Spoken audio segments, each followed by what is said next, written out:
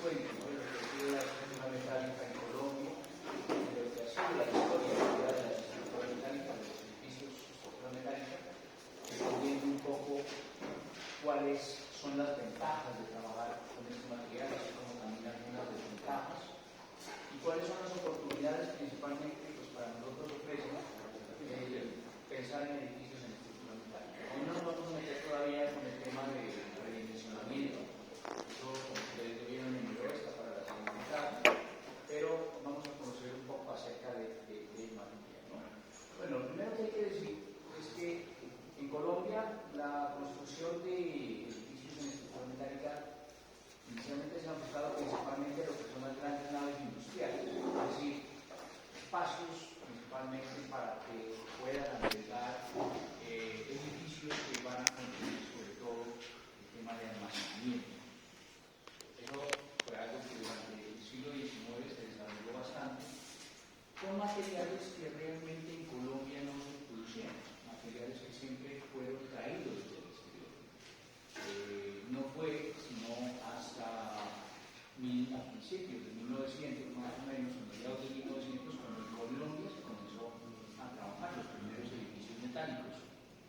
Edificios que en realidad no se fabricaban material como tal aquí en Colombia. Entre esos ejemplos tenemos el edificio del Banco de Bogotá. De hecho, este edificio que está ubicado en la calle 10 con carrera 15, en Bogotá, pleno centro de Bogotá, fue un edificio que se importó completamente, ya completamente, digamos, despiezado, para unirse únicamente y ensamblarse en Colombia, ¿no?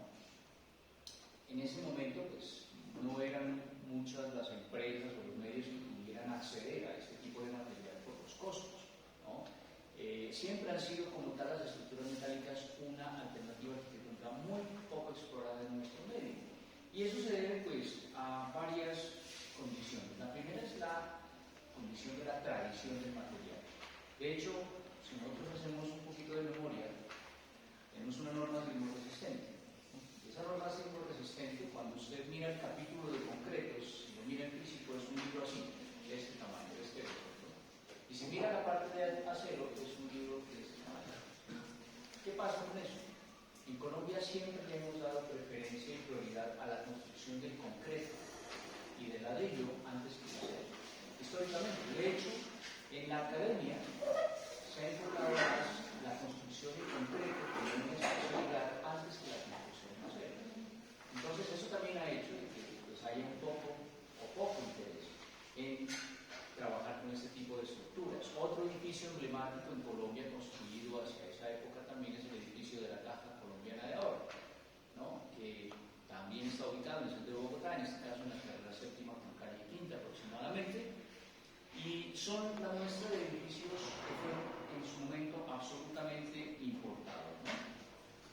Sin embargo, pues en Colombia nosotros tenemos grandes empresas que sí se han preocupado por la construcción en acero, por desarrollar este sistema, y que han producido y que producen ahora ya pues perfiles metálicos, láminas metálicas, entre ellas está por ejemplo ASESCO, ¿no?, la empresa de acero colombiana, ASESCO, que produce perfiles metálicos de diferentes dimensiones. Son perfiles laminados. Laminados quiere decir que usted toma una lámina en frío y la dobla. No son perfiles extruidos. Los perfiles extruidos se producen en caliente, en siderúrgico. Y esto ha llevado pues, a que ya se desarrollen proyectos interesantes en la época moderna, como estas que vemos acá, que con el desarrollo de los sistemas de transporte en Bogotá, por ejemplo, se pusieron en marcha toda la implementación de los puentes peatonales. Y aquí hubo un auge de la utilización del acero como un material que permite precisamente simplificar y sobre todo industrializar de forma eficiente la construcción. Y esa es una de las ventajas que precisamente nosotros ahora vamos a ver, ¿no? Haciendo un poquito de historia, pues a nivel mundial, por allá desde 1872, se considera que se construyó el primer edificio en acero. Este es el edificio Nois, este fue en Francia, es en 1872, un edificio en donde básicamente se combinaba de una manera muy sencilla un esqueleto visible en acero y un sistema de mampostería. allí fuimos aprendiendo un poco de cómo combinar estos materiales, qué materiales se podían combinar y sobre todo, en este caso, por ejemplo, la conveniencia de utilizar ciertas secciones de perfiles y de si la mampostería era o no era una alternativa viable para ser compatible con el acero.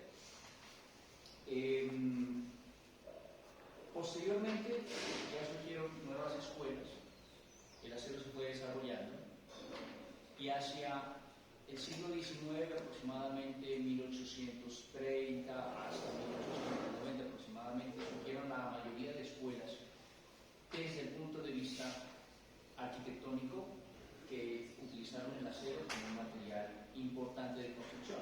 Tal vez ustedes han escuchado que Chicago en su momento fue la ciudad de los rascacielos, ¿no? Así la llamaban. ¿Por qué? Porque allá precisamente nació la Escuela de Chicago. La Escuela de Chicago utilizó el acero como un material primario y fundamental en el desarrollo de la construcción. Esto facilitó muchas cosas. Primero, utilizar muy bien el suelo, porque cuando usted fabricaba y construía con concreto o con ladrillo, las alturas se limitaban muchísimo. Las cargas eran muy grandes y obviamente entendimos que el acero presentaba una ventaja ante esas dos condiciones. Primero, poder lograr grandes alturas y segundo, reducir las cargas para hacerlos más seguros. Entonces tenemos ejemplos como este, fue el primer edificio en acero en Estados Unidos, el Reliance Building, hacia 1894, y otros como los que ven acá, Later Building, el Ford Edward Building, el Moranti Building, todos más o menos como hacia esa época, ¿no? Donde se desarrolló muchísimo la construcción en acero en los Estados Unidos. Todos, y ahora vamos a ver un video inclusive, todos todavía combinando materiales que se consideraban materiales pesados en la época, es decir, hacer una estructura en acero para recubrirla con mampostería, para recubrirla con piedra, ¿no?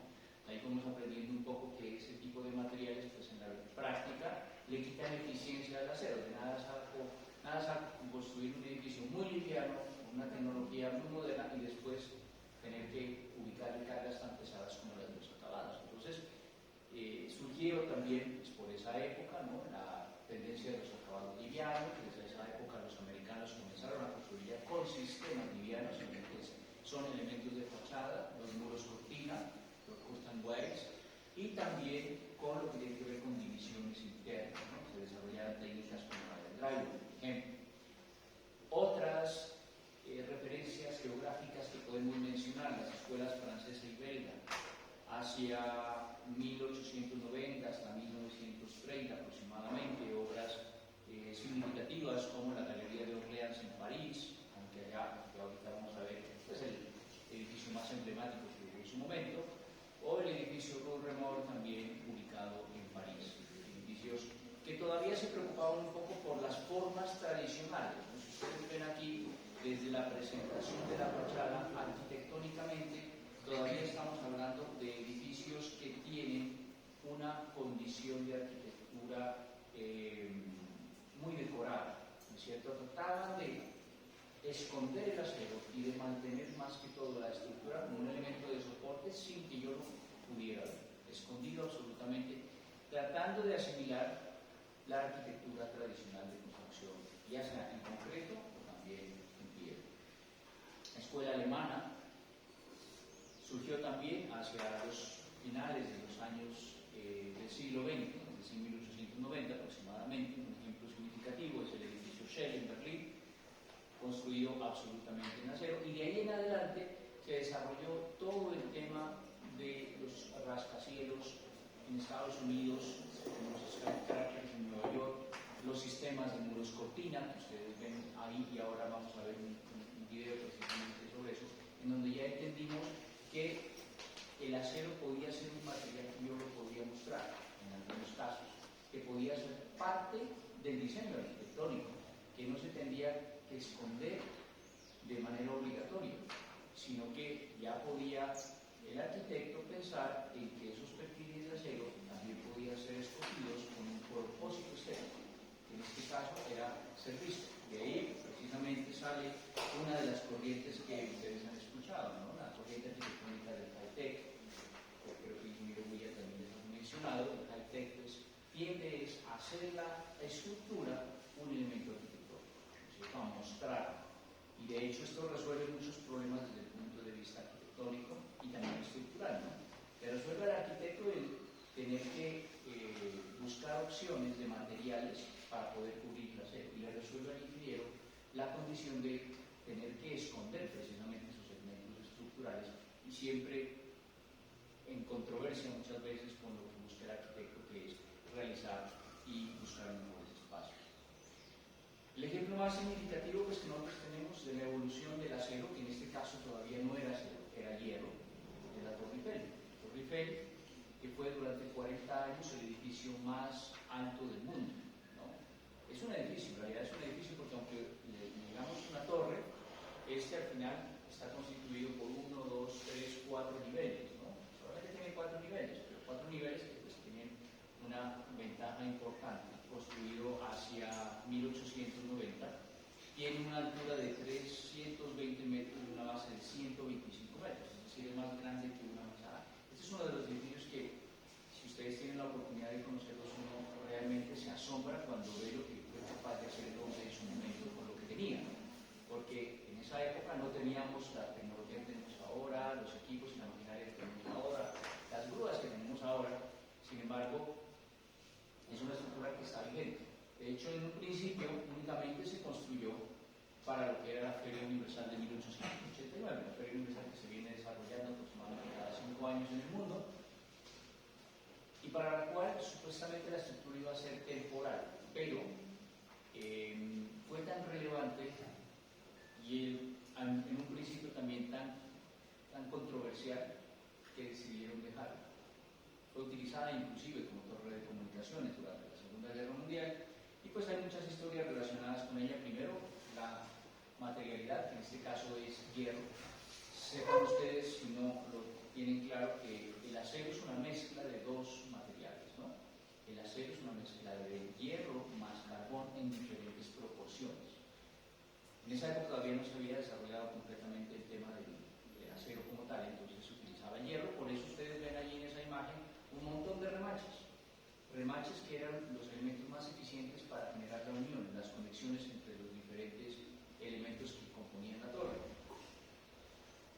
La construcción de cercos, entonces se desarrolló muchísimo el tema del vector activo. De hecho, la Torre Eiffel en sí es el mejor ejemplo que tenemos como un edificio de funcionamiento de un sistema registrado, vector activo, la triangulación en su máxima expresión. Y entre los retos más importantes que tuvo precisamente fue la construcción al lado del río Sena. Son suelos de tipo lacustre, es decir, sedimentarios, de mala capacidad por tanto. Sin embargo, su valor y su coeficiente de seguridad es 40 veces superior al que puede resistir. Es decir, y podrían trabajar perfectamente 4 torres como estas y el suelo no tendría ningún tipo de asentamiento, ¿no? El trabajo fue muy complejo porque cuando excavaron para hacer la cimentación de la Torre Eiffel, pues se encontraron con que el agua del Sena se metía a las excavaciones y no los dejaba trabajar. Entonces tuvieron que generar cajones de concreto, trabajar con bombas a presión para sacar el agua, mantener el aire a presión y así poder hacer las excavaciones, colocar toda la cimentación hasta el nivel de la superficie. Un trabajo muy complejo, ustedes lo pueden ver aquí están los trabajadores. Desde el nivel del terreno tenían que generar 2 niveles, el primero en el cual se tenía todo el material de cimentación y el segundo que estaba contenido mediante un sistema de aire comprimido para que el agua no entrara. Cuando usted comprime el aire a esa profundidad, la temperatura se eleva al doble de lo normal. Entonces imagínense haber trabajado allí en esas condiciones, ¿no? Hacer esa cimentación no fue nada fácil. Bueno, eso como historia, ¿no? El peso total de la Torre Eiffel es de aproximadamente 7.000 toneladas. El cálculo que hacía el ingeniero Gustave Eiffel, que fue el creador y el constructor y el dueño, de hecho, de la torre, ¿no? Se reservó la propiedad y los beneficios de la torre durante 40 años, después de haberla construido como pago por la ciudad. 7.000 toneladas, que en su momento el ingeniero las comparaba con un edificio convencional, y en la misma área hubiera salido únicamente un edificio de 3 pisos y no uno de 270 metros. ¿No? Entonces, es una hazaña desde el punto de vista también de la arquitectura, ¿no?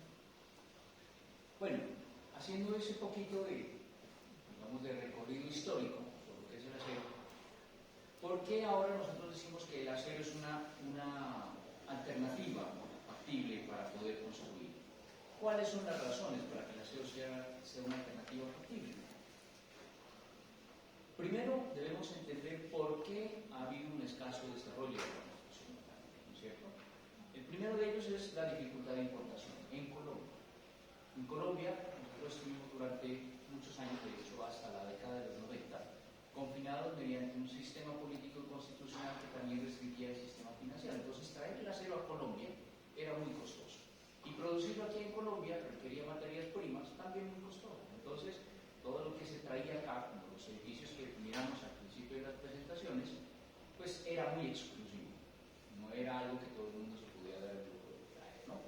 Entonces, esas dificultades de importación demoraron muchísimo ese avance, que de hecho hasta el momento todavía lo tenemos un poco frenado. Y en 1994, 1995, si no estoy mal, se dio el proceso de apertura económica que abrió los mercados y abrió a Colombia al mundo y permitió que se dieran las condiciones para poder traer el material importado a precios competitivos y las materias primas también importadas a precios competitivos para poderlo fabricar nacionalmente. Y ahí fue donde, obvio, si yo puedo rebajar y bajar esos costos, también pues la construcción se ve beneficiada, ¿no? Lo anterior, por supuesto, también se relaciona con la escasa producción local. Si no puedo traer materias primas, tampoco lo puedo producir. Entonces, Siderúrgicas Paz del Río era la única empresa colombiana que en su momento producía acero, pero principalmente en varillas para la construcción. Ahora esa empresa ya produce perfiles metálicos, como Acceso también, así como Corpacero, que es otra empresa que se dedica exclusivamente a la producción de perfiles metálicos para la construcción. Es decir, ya Colombia es competitivo en este sentido, ¿no? Todavía seguimos importando acero, porque países como China han hecho de que el proceso de producción, como ellos lo hacen y por todos los beneficios que tienen allá, sea mucho más barato que hacerlo todavía en Colombia, ¿no? Entonces, es más barato a veces importarlo, pero pues hay que analizar muy bien la calidad de los materiales. Otra de las condiciones que hicieron que hubiera un escaso desarrollo de la construcción metálica, por supuesto, el precio del cemento. Durante mucho tiempo, de hecho hasta la década de 1900, tal vez cerca de los 2000, el cemento en Colombia, por el hecho de no estar sujeto a una apertura económica, el precio del cemento en Colombia fue muy barato, ¿no? Muy barato. En realidad, estamos hablando de que comparativamente con el valor que tenemos hoy, estaría alrededor del 10% de lo que vale hoy el cemento, ¿no? A precio actual. Eso significa que pues, yo prefiero construir con cemento, que es más barato, con concreto, que es más barato, antes que con acero, ¿no? Pero cuando se dio el proceso de apertura económica hubo una nivelación de precios a nivel internacional y ahora ya el cemento en Colombia pues, está a nivel de precios internacionales, es decir, subió bastante de precio y ahí es donde uno ya desde el punto de vista económico hace análisis financieros y claro, el concreto y el acero están muy a la par en cuanto a consideraciones de presupuesto, de gastos, al menos de costos directos dentro de obra, ¿no? Los costos indirectos pues, son otra cosa diferente. La formación universitaria, que lo mencioné inicialmente, siempre prefirió, por supuesto, la construcción con concreto. Nosotros lo seguimos haciendo. De hecho, en las facultades de ingeniería, en donde se enseña pues, a construir, se busca que haya una, digamos, una profundización intensiva en lo que es el concreto antes que en el acero. Todavía eso ha ido cambiando, pero todavía es una condición. Y la otra, pues una poca promoción, ¿no? Si promociona un poco este material, pues por supuesto que va a haber un menor uso del mismo. Pero ahora sí entendemos cuáles son las razones para que ahora en el arte de la construcción se utilicen las estructuras metálicas. La primera que lo mencioné, la apertura económica, entonces ya Colombia es competitivo para poder importar este material. Hay disponibilidad de productos y perfiles de diferentes tipos. Usted va a ver comercialmente la cantidad de perfiles que nosotros encontramos de acero estructural es bastante variada. Entonces ya tenemos la posibilidad de escoger, cosa que antes no. Y esto desde el punto de vista arquitectónico era fundamental, ¿no? Porque si nosotros tenemos únicamente 4 referencias de perfiles o secciones en acero, pues se limita muchísimo el proyecto. Yo con concreto puedo hacer mucho más. Pero ahora ya existe esa posibilidad, ¿no? Los perfiles IP, los UPN, los IPE, los perfiles H, ya son muy comunes comercialmente y nosotros podemos encontrarlos fácilmente en una empresa que distribuye esto, ¿no? Ya lo mencionamos como resultado del primer aspecto del precio del cemento, pues el encarecimiento del cemento también ha hecho que haya un auge en la utilización del mismo. También ha variado el tema profesional, es decir, ya gusta más el acero por las corrientes arquitectónicas, por los costos que se han dado y porque obviamente pues ya hay una promoción, ¿no? ¿Cuáles son las características de la construcción metálica? Entonces, esto es algo que yo quiero que ustedes tengan muy en cuenta, porque esto es algo que a ustedes les va a facilitar la toma de decisiones a la hora de escoger un material. Posiblemente en algún momento tengamos la oportunidad de involucrarnos en un proyecto de construcción en acero. Ya aquí en la ciudad ha habido varios que ahora de hecho ustedes los van a investigar. Y hay que estudiar cuáles son esas razones, ¿no?, que hacen que la construcción metálica tenga unas características aceptables desde el punto de vista de la arquitectura. La primera de ellas es la flexibilidad en el diseño, ¿no? ¿Qué saben ustedes del acero cuando lo utilizan en obra? O cuando lo utilizan en sus proyectos, pues de momento, ¿no? ¿Qué es lo que a ustedes les gusta del acero o por qué lo hacen? Pregunta, esa es pregunta. La espacialidad que uno puede generar. ¿Alguna otra opinión? El tiempo que se ahorra. Correcto, el tiempo es muy importante. ¿Qué otra cosa? El peso. El peso. ¿Qué más? Las luces que se puede... Sí, correcto. No, miren, ahí solamente ya tenemos 4 opciones, ¿no? La espacialidad, las luces, el peso, mencionaron los compañeros, el tiempo, son supremamente importantes. De hecho, ahora lo vamos a ver como una de las ventajas, precisamente. Entonces, en el diseño hay mucha flexibilidad. La flexibilidad relacionada con qué? Principalmente con que al trabajar perfiles en acero yo puedo trabajar secciones mucho más pequeñas que en concreto para resistir las mismas cargas. Todo está relacionado. Y al mismo tiempo generar espacios mucho más grandes, es decir, luces mucho más grandes que, si bien muchos de los edificios tienen que ser arquitectados, pues al arquitecto le dan mucha libertad de trabajo al interior, ¿no? Una segunda condición precisamente es la simultaneidad, ¿no?, con otras actividades. El hecho de que el acero sea un material prefabricado, ¿por qué estoy diciendo prefabricado? Porque yo tengo la sección lista, hace de que todos los procesos de construcción sean industrializados principalmente. Usted no llega a cortar un perfil de acero a la obra, usted llega con el perfil listo para ensamblar. Eso quiere decir que hay un taller que se ha encargado de todo el tema de diseño, de todo el tema de fabricación de los perfiles, y que mientras yo estoy en taller realizando esas secciones, en obra yo estoy construyendo cimentación, en obra yo estoy construyendo, por ejemplo, muros de contención o placas de primer piso. Eso en una construcción tradicional con concreto no se podría hacer porque todo tiene que ir por fases, ¿no es cierto? Tengo que salir de la cimentación y después puedo seguir con columnas. Cuando hago columnas y losas tengo que esperarme 28 días, normalmente, a menos que utilice pues, aditivos y demás, tengo que esperarme 28 días para poder seguir con un segundo nivel. Eso al final es tiempo, ¿no? Y el tiempo en obra es presupuesto, sobre todo en los costos indirectos que son muy significativos en obra.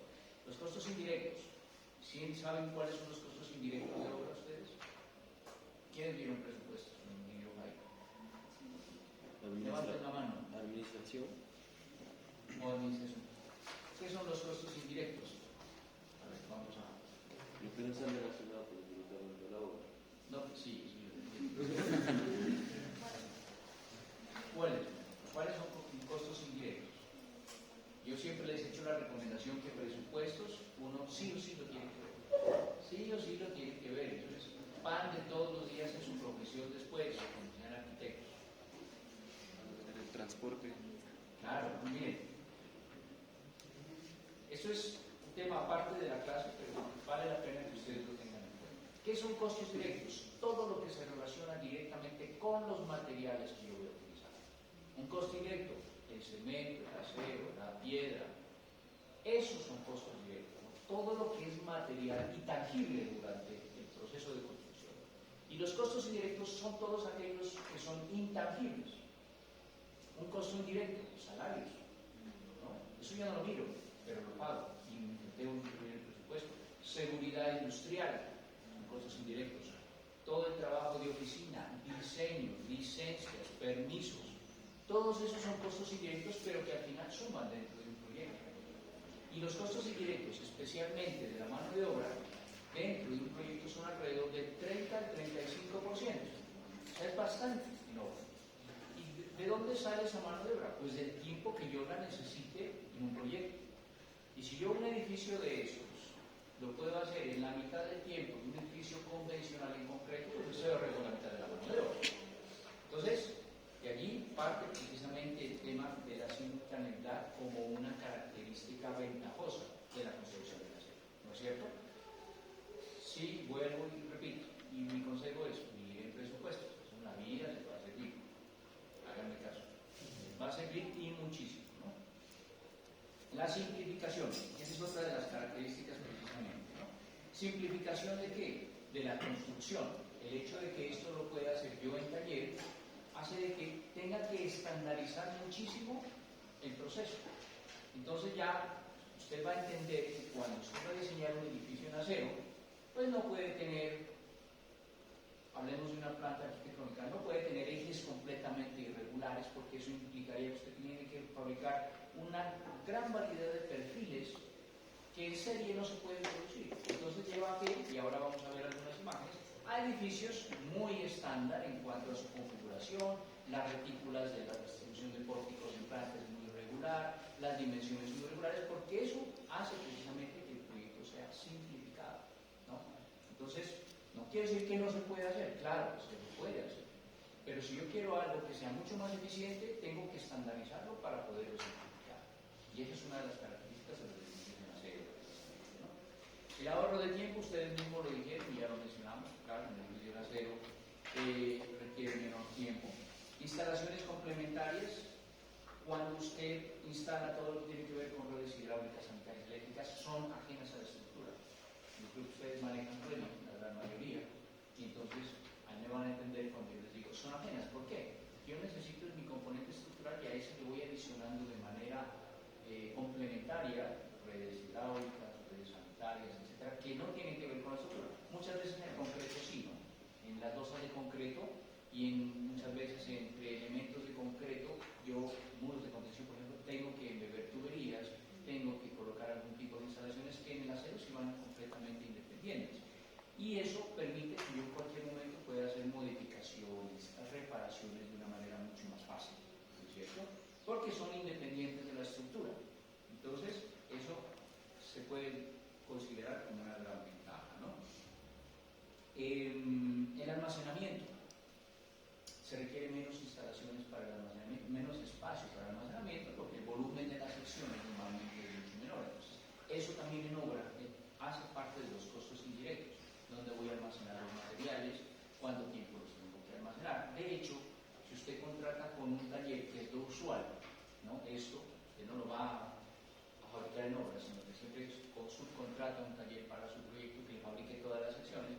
De hecho, usted tiene que despreocuparse del almacenamiento, porque no lo va a almacenar usted, lo va a almacenar su proveedor. Usted se va a encargar de otras tareas mientras tanto, ¿no? Es reacondicionable. Un edificio en acero puede cambiar su uso fácilmente.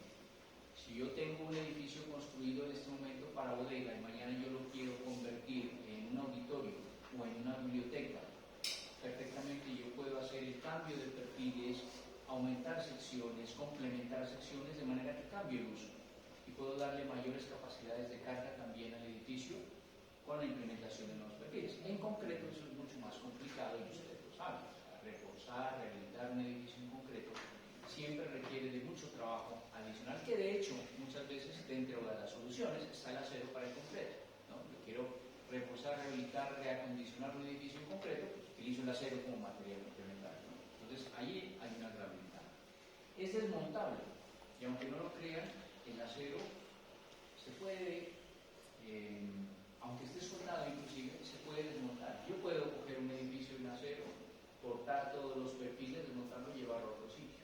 Lo que hace también que el material sea reciclable, que es una de las últimas características, ¿no? Porque si no lo voy a reubicar, sencillamente, pues ese material yo nuevamente lo los perfiles me sirven para reutilizarlos o para llevarlos a planta, que nuevamente se conviertan en acero y puedan seguir en un ciclo de reutilización, que es una de las grandes ventajas. Con el concreto no pasa eso, ¿no? El concreto, pues, si no lo puedo desmontar, tengo que deshacerme de algo, hay que demolerlo. No hay otra opción. Hay que demolerlo y volver a reconstruir y no me sirve nada de lo que está allí en la mayoría de los casos, ¿no? Aspectos económicos de la construcción metálica. La cimentación cuesta menos. ¿Por qué cuesta menos? ¿Por qué siempre costará menos una cimentación en un edificio en acero? Ustedes lo dijeron. El peso. Claro, el peso, ¿no? Si pesa menos, la cimentación es más pequeña. Eso es directamente proporcional. Secciones más pequeñas, materiales más livianos, hacen de que las cargas que llegan puntualmente al terreno sean más bajas y por lo tanto la cimentación va a ser mucho más pequeña. Y en un presupuesto, créanme que la cimentación vale la pena analizarla muy bien. Muchas veces uno ha gastado el 30% del presupuesto en obra y no ha salido del nivel del terreno. Si usted se encontró con un mal suelo, eso puede ser así. Entonces, es una alternativa viable si a mí me facilita una cimentación mucho más pequeña el contar con menos cargas a través de la estructura. Los costos financieros son menores por muchas razones, el manejo, el hecho de poderlo subcontratar, el hecho de que usted tiene materiales que no tiene que trasladar tanto como en el caso del concreto, tiene que fabricar en obra, el hecho de que usted va a utilizar menos mano de obra y menos tiempo también en la utilización de esa mano de obra, pues son costos financieros que al final en un análisis de factibilidad de un proyecto son supremamente importantes. El retorno de la inversión es mucho más rápido. ¿Por qué? Porque usted puede poner un edificio en funcionamiento mucho más rápido. Y a mí lo que me interesa como constructor es que entregue lo más rápido posible. En comparación, un edificio en acero o un edificio en concreto es aproximadamente entre un 30 y un 40% más rápido el retorno de la inversión, ¿no? Eso es bastante importante. Similitud de costos. En cuanto a los costos, antes se decía que el acero era muy costoso, entonces también esa era una de las condiciones. Ahora, por todas las características que hemos hablado hasta el momento, pueden darse cuenta que si bien el material puede ser más costoso, hay otras cosas en las que yo sí me ahorro, diciéndolo coloquialmente. Claro, si yo voy a hablar por metro lineal de viga en concreto y viga en acero, pues el material como tal es más costoso, claro. Pero ¿cuánto tiempo me tomó construir esta viga en concreto versus instalar esta viga en acero? ¿Cuánto me costó a mí construir o pagar la mano de obra de este metro lineal de viga en concreto versus el acero que realmente llegó listo a la obra? Entonces, la similitud de costos en la actualidad, mediante un análisis financiero, es bastante proporcional. Es decir, ya no es mucha la diferencia en construir en acero, y eso también es una ventaja que yo debería utilizar, ¿no? Otro aspecto económico, superficies útiles mayores. Y eso económicamente, claro que es redundante. ¿Por qué? Porque al tener superficies mayores, desde el punto de vista de la utilización del espacio, puedo lograr una ventaja económica también, ¿no? Grandes superficies. ¿Quién no ha ido al Éxito? ¿Quién no ha ido al Jumbo?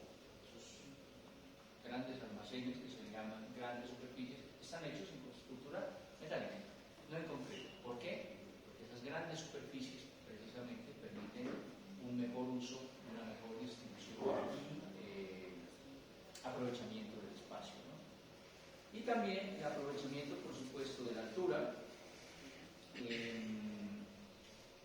Yo puedo, mediante estos sistemas, lograr entrepisos más altos, secciones de entrepisos también más pequeños, es decir, pisos libres más grandes, entrepisos más pequeños, que eso pues al final arquitectónicamente también es importante desde el punto de vista de la volumetría que yo quiero lograr. Aquí hay una tabla en la que ustedes pueden ver un comparativo de al menos lo que es el peso, y esto, pues el peso, realmente en una estructura es muy importante porque se relaciona con muchos aspectos tanto técnicos como financieros. Para el caso de vivienda, miren que el peso propio en acero es de 200 kilogramos, mientras que en concreto es de 600 kilogramos aproximadamente.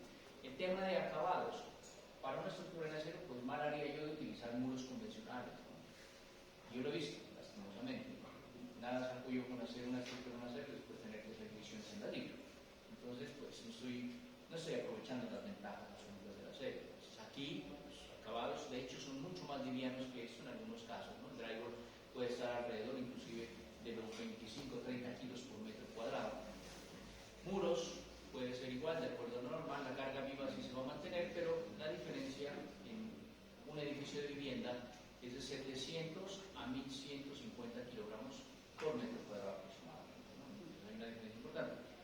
En oficinas, de 520 a 900, aquí sí es casi el doble. ¿Por qué? Porque la carga viva para oficinas es mucho más grande por la distribución que pueda tener de acuerdo a la norma. Entonces esa es una gran ventaja también en cuanto a lo que yo me voy a ahorrar. Y si esto yo lo llevo a un aspecto técnico para el diseño de cimentación o diseño, por ejemplo, de elementos estructurales, pues claro que es redundante y es importante porque me va a generar perfiles más pequeños, cimentaciones más pequeñas. Para el caso de parqueaderos, la mitad, ¿no? Un edificio de parqueaderos tiene un peso propio de 200 versus en concreto de 600. Con la misma carga viva, pues se reduce prácticamente a la mitad, ¿no? Entonces, son aspectos técnicos que a mí me favorecen de alguna manera, para que lo tengan en cuenta, ¿no? Ahora llegamos a algunas anotaciones importantes con relación al acero, ¿no? La primera es que si yo voy a utilizar acero, el acero lo debo aprovechar para generar luces más grandes con menos volúmenes. Esa es la característica más importante que de hecho ustedes lo han mencionado hace un momento, ¿no? Espacios más aprovechables. Entonces, luces más grandes. Ahí en la imagen pueden ver una construcción de tipo industrial, donde se ven precisamente alturas mayores, luces libres mayores también entre los elementos de soporte. Esa es una de las grandes ventajas que se debe aprovechar, ¿no? Que se permiten luces más grandes. Que se deben utilizar acabados también industrializados. Ya lo dije en un momento. Siempre esto tiene que ir acompañado de una tecnología compatible. Entonces ya el driver, por ejemplo, se volvió en una solución y una alternativa viable, no solamente para estructuras en acero, ya en estructuras convencionales en concreto nosotros utilizamos driver. Es más liviano, es más barato, es más limpio también, ¿no es cierto? Ambientalmente es más aconsejable porque la construcción con concreto y ladrillo convencional, pues el uso del agua es impresionante, mientras que con materiales secos, por eso el drywall, en materiales secos, pues hay una ventaja también desde ese punto de vista. El tema de evitar diseñar con perfiles que no se consiguen fácilmente es fundamental. Entonces, y eso pasa muchas veces, usted se va a una tabla, usted encuentra unas tablas, ¿no es cierto?, de los perfiles en hacer, y dice, es que yo voy a escoger un perfil, a mí me dice, profe, un perfil 400, un perfil P400, vaya a ver si lo consigue la persona. Entonces uno tiene que primero estudiar el mercado y de acuerdo a eso también poderlo hacer. A mí me pasó, de hecho, al principio, yo alguna vez en un proyecto, cuando estaba diseñando unos entrepisos, escogí un metal de calibre 20, de 3 pulgadas, estaba en el manual. Cuando fui a comprar me dijo, se demora 3 meses, que hay que fabricar. Entonces, hay que, en realidad, primero mirar cuál es la oferta de mercado y escoger perfiles que sean, pues, viables, ¿no? Perfiles I, UP, perfiles UPN, L, todos estos son perfiles que se pueden utilizar, ¿no? Sacar provecho también de la alta resistencia de los aceros estructurales, ¿no? Preferir los edificios arriostrados, principalmente, que trabajan muy bien ante condiciones sísmicas, y esta es una de las tendencias que nosotros siempre hemos sido reiterativos con ustedes, ¿no? Cuando presentan estructuras en acero. ¿Dónde están arriostras? Este es un ejemplo exagerado, ¿no? Que hay arriostras por todos lados. No necesariamente tiene que ser así, pero que les quede que necesariamente el acero, por su condición de ductilidad, es mucho más deformable. No quiere decir que el edificio se vaya a caer, pero se va a deformar. Entonces, para evitar esas deformaciones, pues los arriostramientos son muy importantes, ¿no? Esos arriostramientos se tienen que trabajar mediante conexiones adecuadas, pues, aunque esto es algo muy de ingeniería, pero pues es bueno y nosotros vamos a ver aquí, ya les había mencionado, cómo se deben realizar las conexiones adecuadas de estos sistemas estructurales. La carga. No preocuparse tanto por el peso por metro cuadrado. Esta es una imagen que hicimos acá de un ejercicio en un taller hace ya unos años, ¿no? Con estudiantes, en donde construimos estructuras vectoriales triangulares con balsa. Y En este caso, miren, aquí había 3 estudiantes subidos sobre una estructura que puede soportar perfectamente. Entonces, la diagramación adecuada del edificio usted le permite precisamente lograr mayores cargas. Entonces, con el acero se permite esa gran ventaja que es hacer que no nos preocupemos tanto por esas cargas, siempre y cuando tengamos claros cuáles son los conceptos de estructuración más adecuados. El ariostramiento, la triangulación, el vectorativo, que ustedes ya conocen, que a veces nos olvidamos, pero son muy importantes, ¿no? Porque esta estructura, por supuesto, que está resistiendo una carga muy importante, pues es una estructura relativamente liviana y por lo tanto también menos costosa, ¿no? Tratar de estandarizar. Este es un hotel en el puerto de Barcelona, Hotel de las Artes, se llama Hotel de las, en donde, y ahora vamos a ver una imagen, si ustedes ven, esa es una fachada. La fachada hace parte del diseño arquitectónico, ¿no? Allí tenemos nosotros todas las habitaciones de hotel, pues todo el tema de la fontanería, pero fíjense que toda la estructura está por fuera. Y algo que sí yo puedo notar es que esta sección de aquí se repite acá y se repite acá y está estandarizada, ¿no? Tratar de estandarizar, utilizar la menor cantidad posible de referencias o de perfiles, pues limita también el desperdicio y es un plus en cuanto a la eficiencia del proyecto, en cuanto a tiempo, se cometen menos errores, es más fácil también de montar. ¿Por qué? Porque al ser estándar usted va a realizar, por ejemplo, una conexión como esta, la va a realizar muchas veces y esa estandarización de procesos hace también que sea mucho más eficiente, ¿no? Tener mucho cuidado con el control de soldaduras, especificar siempre una muy buena soldadura, tema que también vamos a desarrollar acá, ¿no? ¿Qué tipos de soldaduras hay? ¿Hay unas soldaduras especiales para algún perfil específico o para un acero específico? Sí, ¿no? De hecho, la soldadura debe tener una especificación mayor a la resistencia del acero que está soldando, siempre. Si yo tengo un acero de 60.000 PSI, la soldadura que puedo utilizar tiene que ser de 70 como mínimo. ¿Por qué? Porque estoy generando allí una unión y esa unión tiene que ser mucho más fuerte que el mismo material que estoy viendo, ¿no? ¿Cómo se debe hacer? Aquí en esta gráfica, por ejemplo, vemos una soldadura de penetración.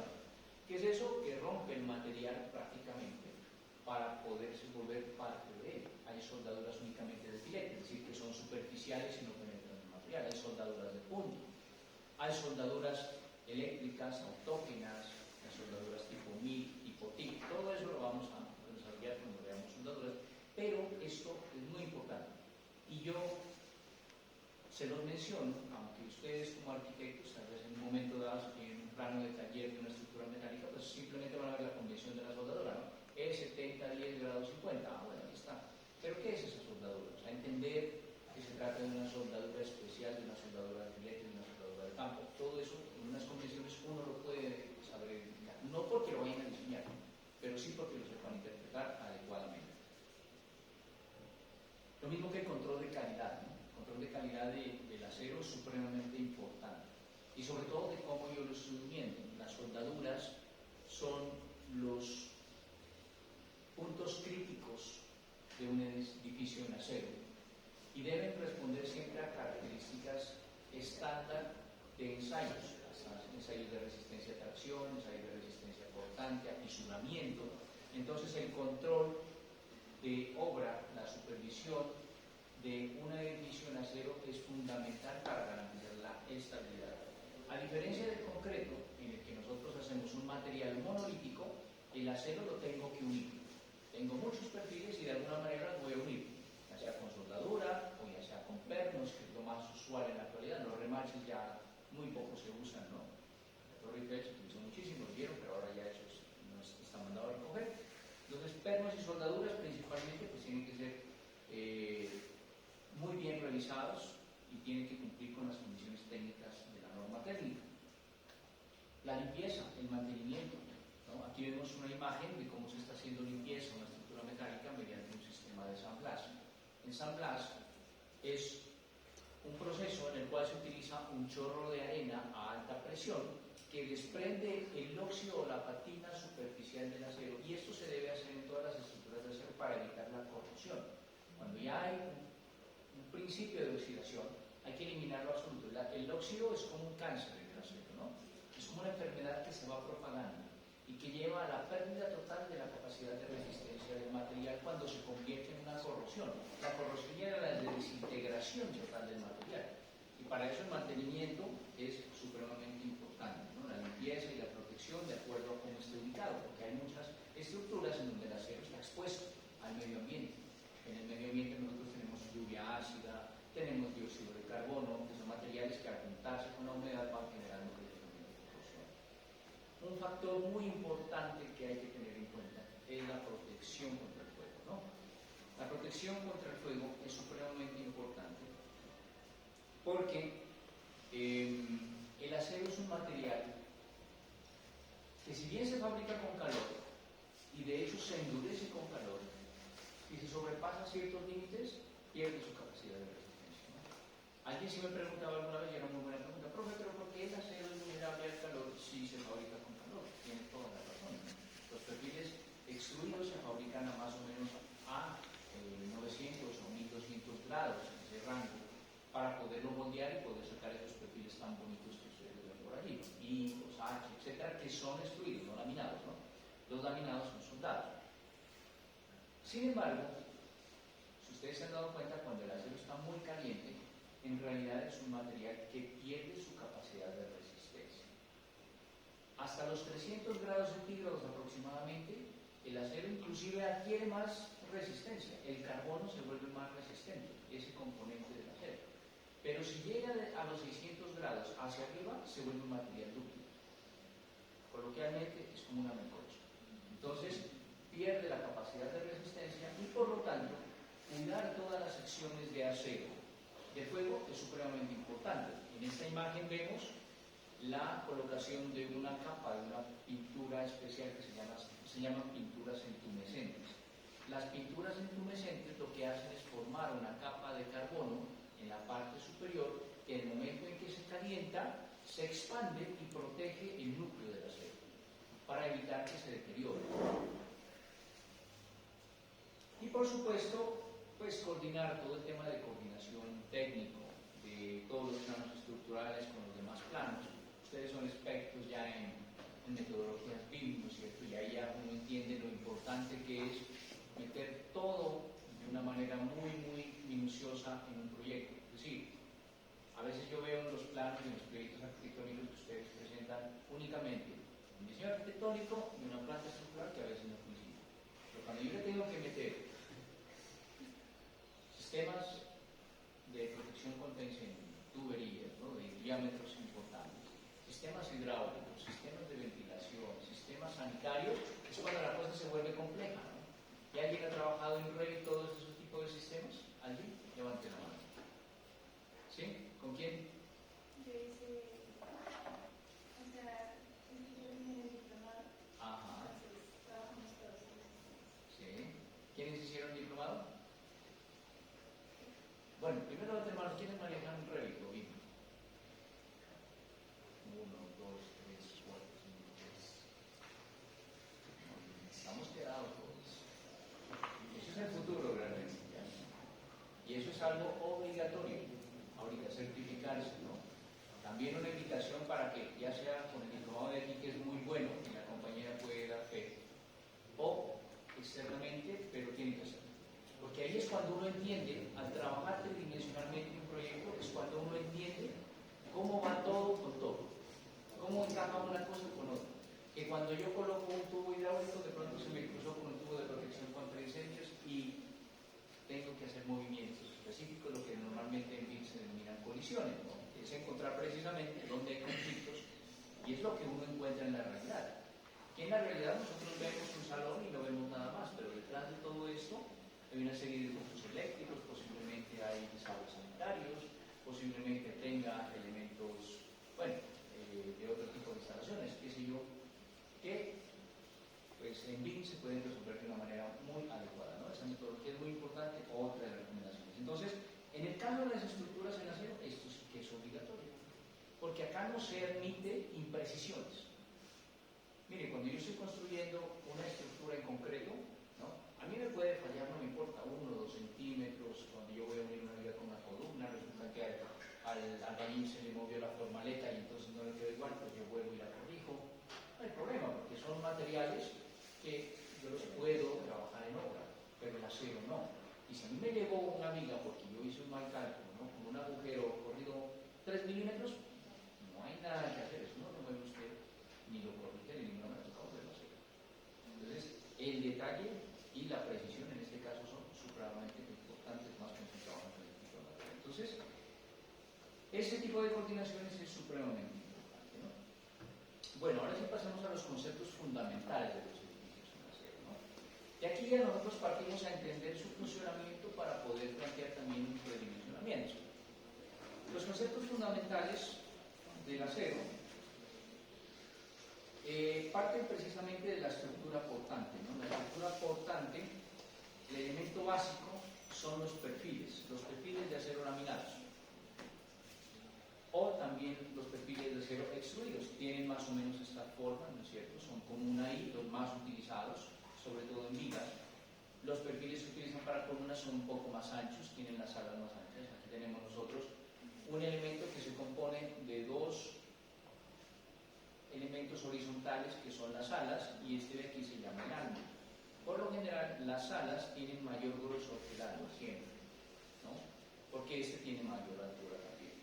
Y eso sucede para la mayoría de los perfiles, ¿no?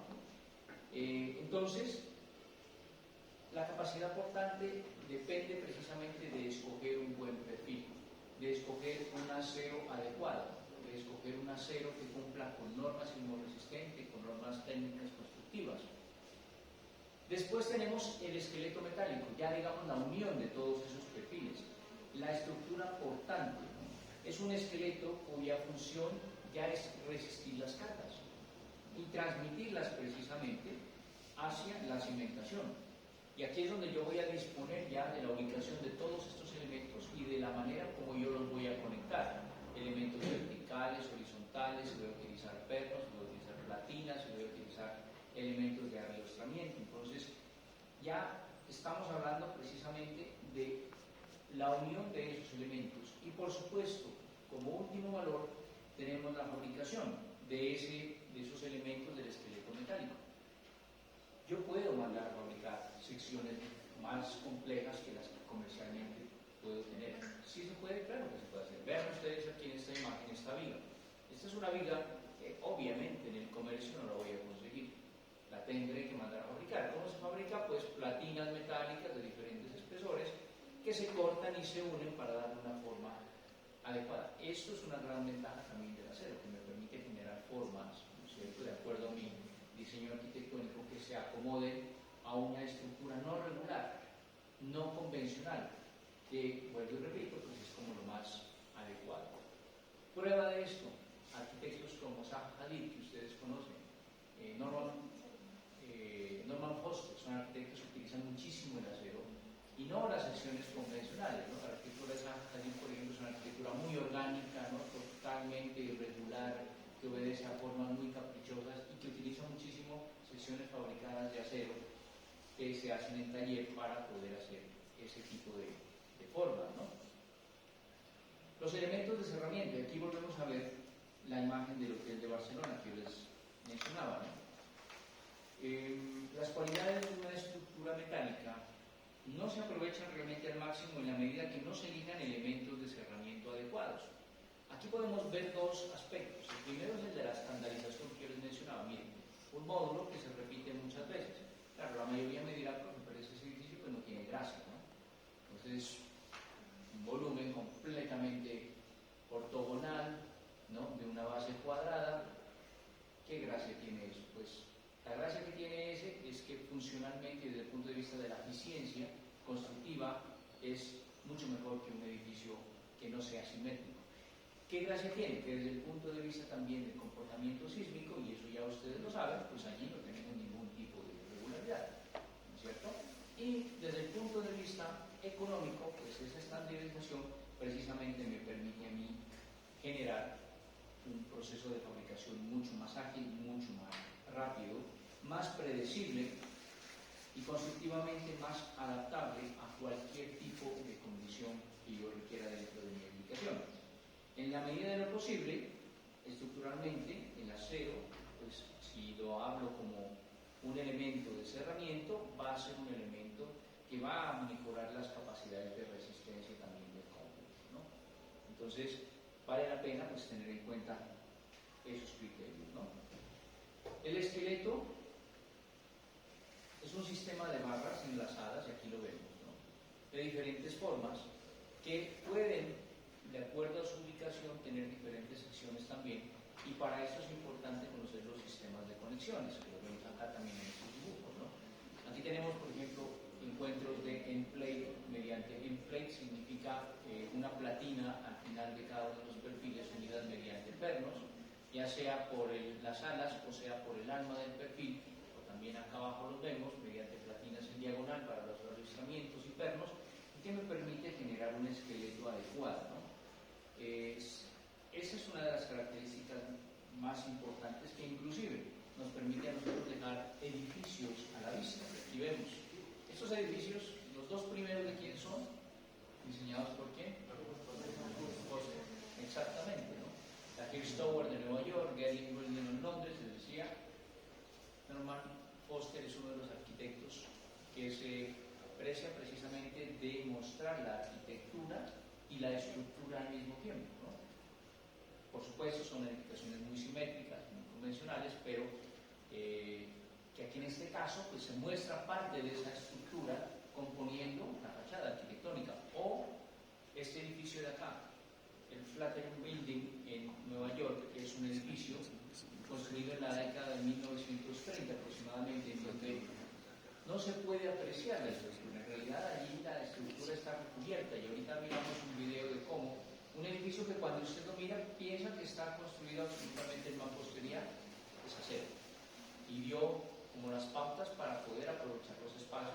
Vamos a ver precisamente por qué dio esa condición. Esto me ayuda a mí, desde el punto de vista arquitectónico, a generar una transparencia, ¿no?, de la estructura. La esbeltez de los elementos en acero, entiéndase por esbeltez esa relación entre la longitud y la sección transversal del elemento, pues es una de las características que le confiere gran elegancia a los edificios en acero. Miren esta imagen de acá, ¿no? Elementos muy delgados, en realidad, esbeltos, ¿no?, que permite aprovechar muchísimo las pistas, la transparencia, la entrada de luz, la posibilidad de trabajar grandes luces, ligada precisamente a esa condición de las estructuras metálicas, ¿no? Entonces ese acero sí permite una transparencia que puede mostrarse como una marquesina, como una fachada muy ligera. Al mismo tiempo, la disciplina del proyecto. ¿A qué se refiere la disciplina del proyecto? A que yo entiendo en el acero, es muy fácil entender cómo se comportan físicamente todos los elementos, es decir, cómo están aportando dentro del conjunto estructural. Por ejemplo, acá, en este edificio en acero, yo puedo entender qué elementos están trabajando a tracción, las vigas, qué elementos están trabajando a flexión, nuevamente las vigas, o elementos a flexo-compresión, como las columnas, o elementos a cortante también, como las columnas o los revestimientos. Es decir, esa disciplina es que a mí me dice cómo se está llevando las líneas de fuerza a través del edificio también, ¿no es cierto? ¿Qué elemento está trabajando a qué esfuerzo y cómo debe responder ante el esqueleto y al conjunto? Los tipos y la disposición de las columnas también. Las cargas verticales que se transmiten por los edificios, por las columnas, y que van a llegar hasta la cimentación, pues, al igual que en un edificio en concreto, van a tener una sección. Y esa sección, comparativamente con una estructura en concreto, vemos cómo puede representar una ventaja desde la aproximación arquitectónica. En esta gráfica que tenemos acá, vemos la comparación de costos de una estructura por metro cuadrado entre un edificio en acero y un edificio en concreto. Resulta que aproximadamente, para un edificio de aproximadamente 8 pisos, ¿no?, aproximadamente entre 8 y 9 pisos más o menos, el costo de un edificio en acero se equipara ya con un edificio en concreto. Los costos vienen siendo iguales.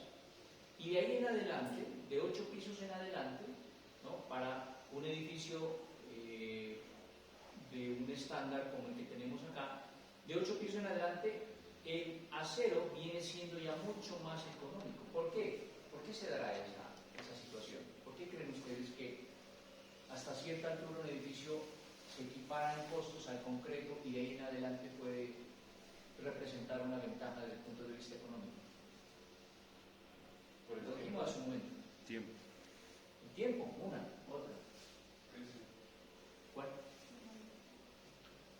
¿El precio? Pues lo que cuesta por el concreto hasta los pisos altos. Claro, esa es una de las grandes razones también, ¿no? El concreto ya llevado a grandes alturas requiere un costo mayor por el transporte, por la fabricación, por los elementos adicionales como las bombas que se requiere para llevarlo. La pluma que voy a utilizar para trabajar en un edificio en concreto es la misma que voy a utilizar para trabajar en un edificio en acero. Es decir, allí ya comienzo a bajar costos en el acero. Otra, la estandarización, ¿no es cierto? Al estandarizar, como lo dijimos, secciones, al trabajar en altura es mucho más fácil construir en acero que construir en concreto. Por supuesto, porque ya estoy uniendo simplemente secciones y no tener que armar, por ejemplo, una columna en concreto con refuerzo en acero a una altura de 20 metros, que pues es bastante complicado, ¿no? Bastante peligroso. Y por otro lado, la comparación de la resistencia de carga entre diferentes secciones. Miren estas dos columnas que tenemos acá. Esta es una columna convencional en este caso, más o menos de 30 centímetros por 30 centímetros en concreto, como a ustedes les gusta colocar siempre en los planos, ¿no? 30 por 30, yo no sé por qué 30 les gusta tanto. Uno mira en planos y columnas de 30 por 30, losas de 30, por 30, les gusta mucho. Y acá tenemos una columna, miren, mucho más grande, ¿no? En este caso tenemos una columna de 65 por 65 centímetros, aquí no se alcanza a mirar, yo les estoy dando números porque se colocan en la pantalla. Esta columna de 30 por 30, si yo la quiero reemplazar por una columna tubular en acero, perfectamente me sirve a mí una columna tubular de 20 por 20. Va a resistir la misma carga, va a funcionar de la misma manera, pero va a pesar mucho menos, cumpliendo la misma función. Y desde el punto de vista arquitectónico, pues, hombre, tener una columna de 20 por 20, una columna de 30 por 30, pues me está generando una mejora dentro del espacio, ¿no? Y si yo quisiera, aunque es muy complicado, trabajarla como un perfil lleno, inclusive puedo llegar a los 17 centímetros, mucho más pequeño. Entonces, es una ventaja. Esta columna de 65 por 65, si la trabajo en un perfil tubular, estoy hablando de un perfil más o menos de 40 centímetros. Cumple la misma condición de carga, la misma resistencia y prácticamente estoy llegando casi a la mitad de la sección de la otra columna. Y si fuera de alma llena, pues estoy hablando alrededor de los 30 centímetros aproximadamente, ¿no? Entonces, desde este punto de vista, pues, en la comparación de la resistencia, no hay lugar, ¿no? En cuanto a la protección contra el fuego, pues ya lo hemos mencionado. En cuanto a la protección contra el fuego, hay necesidad de proteger esos elementos. El mejor ejemplo que tenemos reciente nosotros, yo creo que ustedes pues, por esa época todavía están en planes, pero es ese, ¿no? El de las Torres Gemelas, que alguna vez han visto un documental bastante interesante. De hecho, hay varios documentales acerca de por qué colapsaron las Torres Gemelas. Y las Torres Gemelas no colapsaron porque se estrelló un avión. Ese fue uno de los detonantes. Las Torres Gemelas colapsaron porque no hubo como apagar el fuego que hizo que los perfiles metálicos fallaran. Si no hubiera habido fuego, hubiera sido una condición diferente, no se hubiera controlado el fuego, las Torres Gemelas estuvieran allí en pie todavía. Pero el fuego acabó con las Torres Gemelas, ¿no? Entonces, ya lo mencionamos, la protección pasiva es fundamental en los edificios en acero. Y yo no puedo dejar eso de manera aleatoria, ¿no? La protección pasiva, es decir, aquella que hace parte del edificio. Y también puedo, y es obligatorio de hecho, ¿no? Implementar sistemas de protección activa, como cuáles. Preguntas. Redes contra incendios, ¿qué más? Extintores. Extintores, bueno, y hay muchísimo, ¿no? Las redes contra incendios, entonces allí estamos hablando nosotros de gabinetes, de rociadores, estamos hablando de bombas, estamos hablando de detectores de humo, todos esos elementos que yo puedo en cualquier momento colocarle a un edificio de manera posterior a su construcción, que no hacen parte de la estructura del edificio o desde que el edificio nace, son elementos de protección activos, ¿no? Aquí, por ejemplo, nos hacen muchísimo más. Bueno, ¿cuáles son las ventajas de las estructuras en acero? Pues para hablar de la ventaja de las estructuras en acero hay que hablar de las diferentes etapas, ¿no? En donde nosotros vamos a ver las ventajas. La primera es en la etapa de proyecto, ¿no? Las posibilidades que abre en la etapa de proyecto al arquitecto pues son múltiples por lo que ya hemos dicho anteriormente. Son ilimitadas, ¿no? El hecho de que tengamos mayores luces, mayores alturas, elementos mucho más esbeltos, pues ofrece mayores ventajas desde el punto de vista arquitectónico. Las secciones de las columnas se reducen y por lo tanto se reducen las condiciones de carga en un proyecto, ¿no? Cuando yo hago un análisis estructural de esto, pues va a ser mucho más eficiente también. Los edificios de gran altura pueden diseñarse con estructuras también de gran capacidad portante. El comportamiento va a ser similar al de un edificio de concreto con una masa mucho menor. El peso de la estructura pues, va a ser siempre significativamente menor, ¿no? Durante la etapa de construcción, ¿qué ventajas creen ustedes que tiene durante la etapa de construcción? Ya hemos dicho varias de ellas, pero yo creo que quiero que ustedes la repitan un poquito para que se nos acordemos. La instalación. La instalación. ¿En qué sentido la instalación? Es que viene prefabricado. Correcto. Una, que sean elementos que se prefabrican, ¿no? Esa es una de las grandes ventajas. El tiempo, correcto. Otra ventaja. La simultaneidad, ya lo dijimos, ¿no? Yo puedo estar fabricando la estructura y al mismo tiempo puedo estar haciendo otras tareas, como por ejemplo construcción de cimentación, muros de construcción. La mano de obra. La mano de obra, ¿en qué sentido? Que demora menos, ¿no? Sí, eso es tiempo, ¿no? Al final es tiempo. La mano de obra, de hecho, de construcción de acero es más costosa que en concreto. Pero mientras usted tiene 20 albañiles haciendo una columna, puede tener 2 trabajadores montándola en acero. Entonces, si bien es más costosa, en cantidad es menor también. Esa es una gran ventaja en la etapa de construcción. Los procedimientos constructivos, otra gran ventaja, se realizan en seco. La gran mayoría, porque este debe estar. El material es un material que no requiere agua y de hecho los elementos complementarios, como los elementos no estructurales, muros y demás, pues son elementos también livianos. Entonces se trabaja en seco. Eso es una gran ventaja, ¿no? Y durante la vida útil, pues también hay algunas ventajas, ¿no? Gran flexibilidad, ya lo dijimos, en el manejo de los espacios. Yo puedo cambiar un edificio en acero cuando yo quiera, siempre y cuando pues, haga una adecuada reforzamiento, rehabilitación estructural. Se puede cambiar el uso de la edificación también en cualquier momento, simplemente reforzando la estructura, cambiando perfiles, eso es válido en cualquier momento. Y pues ante las condiciones de los asentamientos diferenciales que se dan normalmente en todos los edificios, ¿no? Hay asentamientos diferenciales, entonces por el mismo proceso de la construcción, pues si tengo menos cargas también van a ser mucho menores, ¿no? Entonces esas son como ventajas que nosotros debemos conocer. Voy a mostrarles un video, pero aquí no sé por dónde salga el audio, pero voy a ver si funciona con el video. Cuestión de mantenimiento, de hacer más frecuente. Sí, para evitar. Sale más caro, ¿no?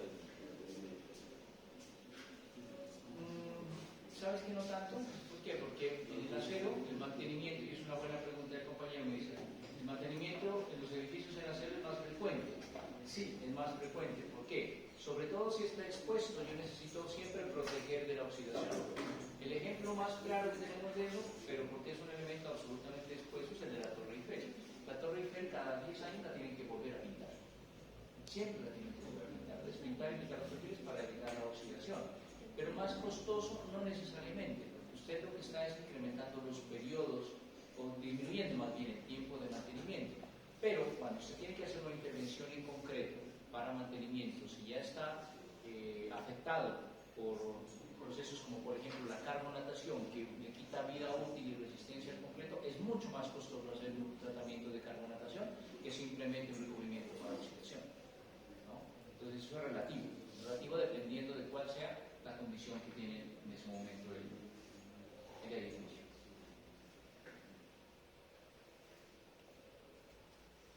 A ver, no sé si... El plan Bayonville, localizado en la 175 Fifth Avenue en Nueva York, se ha construido una isla, formando la intersección de la Quinta Avenida, Broadway, la calle 22E y la 3. El edificio se encuentra situado en el plan Bayonville District, Washington, que adoptó el nombre del edificio después de que este se convirtiera en el instituto arquitectónico de la ciudad.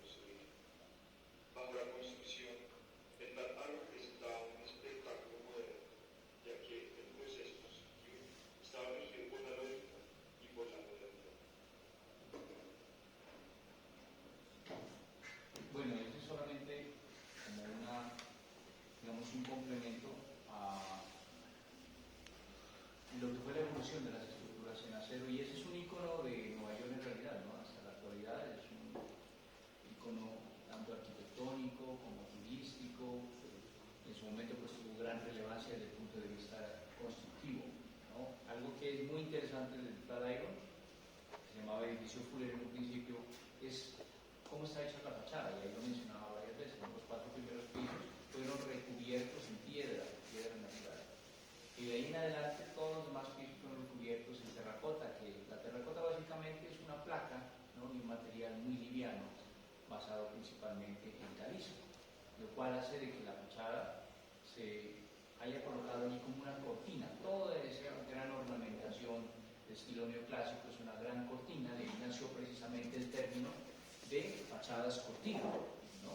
O muros cortina, como se los llama en la actualidad en los edificios, que no son elementos estructurales, pero que se miran o se muestran como que si fueran elementos estructurales, ¿no? Bueno, para terminar, yo les voy a entregar aquí unas diapositivas en donde vamos a hacer una comparativa desde varios puntos de vista del concreto versus el acero. ¿Qué es lo que yo quiero? Y estas diapositivas, estas últimas, yo las voy a subir acá. Lo que yo quiero es que ustedes, desde un principio, ya para su proyecto, que ahorita me van a contar en qué etapa van, para su proyecto comiencen a determinar cuáles de estas ventajas o cuáles de estas desventajas ustedes les aplicaría para su proyecto, dependiendo del uso que tengan. Muchos van a tener uso residencial, creo que también van a tener uso institucional o equipamiento, ¿cierto? Entonces, hay algunos que para el uso residencial van a ser ventajas, mientras que para el uso institucional pueden ser desventajas. Y viceversa, dependiendo del material que ustedes escojan, ¿no? La intención cuál es, no es llevarlos ustedes a la utilización en este semestre del acero como material obligatorio para su proyecto. No, ustedes van a escoger, pero lo que yo quiero es que en la materialidad ustedes escojan con criterio. Un criterio que va a estar basado precisamente en unas matrices, como estas que ustedes van a ver acá, en donde vemos, por ejemplo, las características del material, tanto para el concreto como para el acero, ¿no? Aquí no, este yo se los voy a subir, no hay necesidad de un foto, que es bastante largo, por último no la vamos a desarrollar acá, pero sí las van a desarrollar ustedes en su grupo. Por ejemplo, miramos una, ¿no? Del concreto, una de las características, la tipología representa su propia identidad en color, textura y apariencia, por lo general no es necesario implantar acabados adicionales en el caso del concreto. En el acero exige acabados, los cuales se logran mediante recubrimientos con forros de materiales adicionales. Se requiere pues un valor agregado importante, ¿no? Ustedes analizarán para su proyecto. Por ejemplo, en un espacio residencial, el tema de la tipología es muy importante. ¿Por qué? Porque yo tengo que mostrar espacios desde lo arquitectónico que sean mucho más agradables, confortables. Mientras que en uno de tipo, tal vez, institucional como un equipamiento, esto no puede tener relevancia, ¿no? Yo puedo mostrar la estructura en acero, ¿no? Ejemplos de esos hay muchísimos edificios en donde se muestran. Y por ahí miramos una imagen del edificio Pompidou en París, ¿no? Es un museo, taller, ¿no? De Renzo Piano, en donde de hecho se muestra toda la estructura como un elemento prácticamente tangible y prácticamente fundamental dentro de la construcción, del diseño arquitectónico, ¿no? Es uno de los primeros exponentes del high-tech, precisamente. Entonces, ahí ustedes comenzarán a analizar esas cualidades. Y entonces lo vamos a pasar a través del material, de la forma y el tamaño. Habrá ventajas y desventajas en concreto y el acero. De las cargas también, ya las hablamos algunas, pero otras ustedes las deberán analizar para su proyecto particularmente. De la resistencia de los materiales y de la economía de la construcción en algunos casos, ¿no? También pasamos por el equilibrio y la estabilidad y la funcionalidad, ¿no? La funcionalidad de un material versus el otro para un proyecto específico. Entonces, ¿qué es lo que vamos a hacer? Y de hecho, pues yo les adelanto. Estas matrices, estas tábulas que están aquí, yo se las voy a entregar y ustedes van a realizar un análisis previo de su proyecto. ¿Quiénes les toca trabajar vivienda? ¿Ya saben qué tipo de vivienda van a trabajar? ¿Ya lo han definido? ¿O todavía están en esa etapa? Análisis apenas. No sabemos, por ejemplo, si va a ser en altura o... Bueno, pero podemos ir desarrollando este trabajo yo lo dejo para una fecha de entrega posterior, digamos de aquí más o menos a unas 3 semanas, que ya tengamos un poquito más definidos los aspectos, ¿listo? Pero de una vez los dejamos despertar como una tarea. Bueno, por otro lado, yo les entregué a ustedes en claro una guía para un taller. ¿Qué es lo que busca esa guía? Es que exploremos básicamente lo que son los sistemas estructurales especiales, lo que repasamos en la clase pasada, que recordemos un poquito estos sistemas y que lo hagamos mediante un taller práctico, ¿no? ¿Alguien tiene alguna inquietud con relación a esa guía? ¿Necesita alguna explicación? ¿O todo está claro para que la puedan desarrollar? Porque prácticamente pues, ya lo tenemos para la próxima semana. Sí, primero me tienen que enviarlo y después lo traemos. Correcto. Después lo envían, lo reviso para tener conocimiento previo de cada uno y acá lo traemos y lo probamos. Lo que ustedes quieran. Ahí está claro, yo no les estoy diciendo que tiene que ser específicamente eso. Ustedes quieren, me combinan un sistema de forma activa con uno de vector activo, o combinan uno de sección activa con superficie activa. Ustedes son libres de hacerlo, ¿no? Lo importante es que en la práctica sea funcional, es decir, que sí sea utilizable en un proyecto realizado. ¿De acuerdo? ¿Alguna inquietud? Ahorita lo enseñar. ¿Alguna otra inquietud de pronto?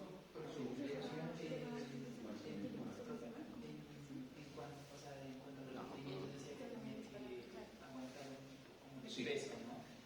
Ese peso, ¿usted lo va a disponer o No, ustedes, a ver, sí, una de las características del proyecto es que cuando ustedes lo realicen puedan verificar que realmente puede soportar cargas, independientemente de cuáles sean los sistemas que hayan trabajado. Entonces, yo no les voy a poner cargas acá porque yo no conozco su proyecto. Entonces, van a ir a una superficie activa, pues ponerle acá una pesa con una cierta. Ustedes son los que tienen que traerme y demostrarlo. Miren, porque me hizo un vector activo y aquí le puse, no sé, este ladrillo y me lo está soportando.